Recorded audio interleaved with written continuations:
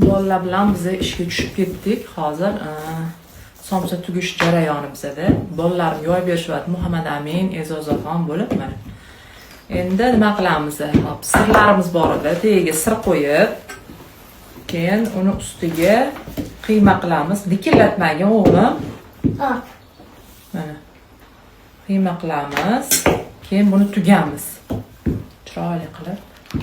Keyin o'sha naqaga pechga qo'yib olamiz. Xudo xolisa bir pasta pishadi. O'sha 5 ga ovqatimiz ham tayyor bo'ladi. Voy bolalar bilan ish qilishmasa. Zato o'rganishyapti. Somsalarimiz. Shunaqa tugib tashlaymiz.